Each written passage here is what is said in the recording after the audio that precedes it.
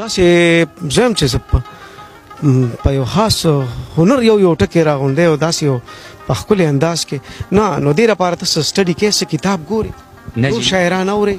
نه شاعران داسې چې مخې له راشي نو سوشل میډیا دور دی چې ته فیسبوک کې ویډیو مخې له راشي اورم د بلها شاعرانو شاعرین راته یاده ده زیاتر ملګري ما راځي د مدرسو نه راځي مفتیان وي عالمان وي نو هغوی ته بیا څه وایي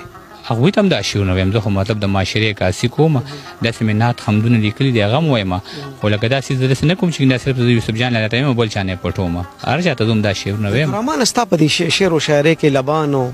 زلفان او دغه څیزونه نشته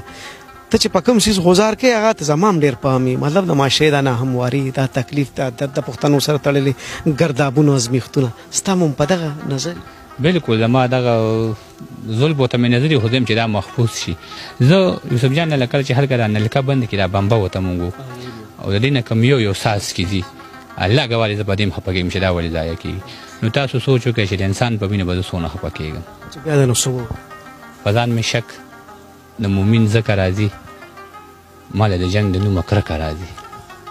په ځان مې شک د مؤمن ځکه راځي ماله د جنګ د نومه کرکه راځي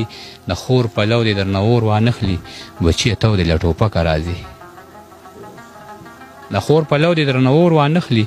بچیه تو دې له ټوپکه راځي زما په قبر به واښه ولاړ وي دلته چې امن تر ټکه راځي زه د خپل مرګ دعوه په چا وکړمه خر یو ګزار له تربوزکه راځي زه د خپل مرګ دعوه په چا وکړمه خر یو ګزار له تربوزکه راځي په دغه تمه باندې ناست دی عجز چې به انصاف کله په ځمکه راځي زه ورته ووایم که نه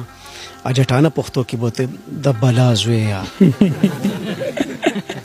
ریډیو کې به دا کول په ټي وي هم دا کول اوس چې مې دا خپل چینل دی امور ستاسې ګورم ستاسو چینل پای کې به هم دغه څیز راټینګ کړی را روان له 7 کاله پس په دا پښتو داسې نیمګړې نیمه خوا وي دی پکې نیم انګلیش وي نیم پښتو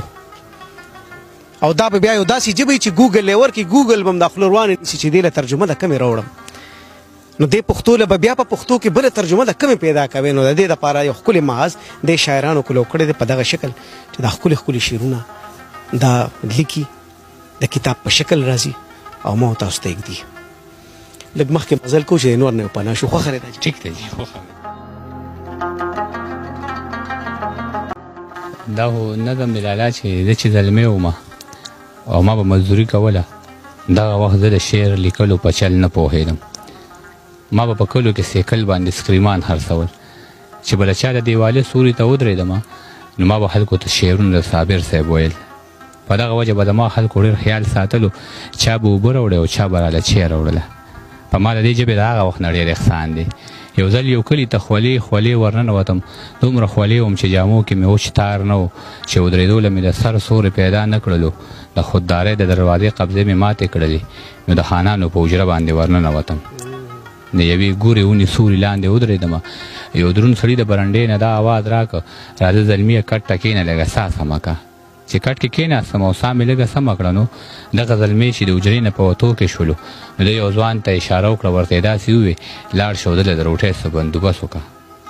هغه روټۍ راوړه او په کټ کې راسره کېناسته هغه روټۍ دومره پستې وې لکه نرم مالوچ داسې خوشبو د دې روټۍ نه راحته لکه چې چېرته زما د وړې خور وي په لاسونو پخه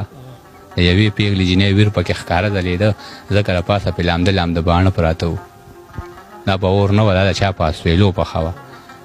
زه یې حیران کړم او ما ترېنه تپوس وکړه ستاسو په کور کې دا روټۍ څوک په مشین پخوي هغه وی نه زموږ په کور کې ورندار ده دمه په سره ګرمۍ کې چې په اور څومره کارونه کېږي نو دا به ټول زما د دغې ورندار په لاس وي او بیا چې ژمي شي یخني راشي او پومه راشي بیا چې په کور کې د اوبو څومره کارونه کېږي هغه به هم زما د دغې ورندار په لاس وي وجود مې وبوږنېده بیا مې ترې تپوس وکړه د دې جینۍ د لاسه کم داسې قصور شوی دی چې موسمونه یې هم ټول د زندګۍ خلاف دي هغه وی دا مې مونږ رور له په سوره کې کړې وجود مې وبوږنېده بیا مې ترې تپوس وکړه د دې جینۍ د لاسه کم داسې قصور شوی دی چې موسمونه یې هم ټول د زندګۍ خلاف دي هغه وی دا مې مونږ رور له په سوره کې کړې د دې جینۍ رور زما رور سره په سپو وران شو زما په رور یې د چاقوانو ګزارونه وکړل زما رور مړ شو فیصله په دې خبره وشوه چې یا به تا وژنو یا به راله خور راکوي هغه پښتون و او پښتو یې داسې وپالله چې په جرګه کې یې په جار دغه خبره وکړه ما ته څه مه وایه خورجانه مې رضا ده په دې چې د لالا دپاره هر غم ته تیاره یم ما به ترې 2 نوړی یا 3 نوړی خوړلې وي چې ګوتې مې پاکې کړې او خپې مې کټ نه کوزې کړلې د دغه هر څه نه زما د ویښ ضمیر غوږو ته یو جړغونې شانواز راته او دا یې ویل خان مولا له زیرې ورکې څوک مې بابا له زیرې ورکې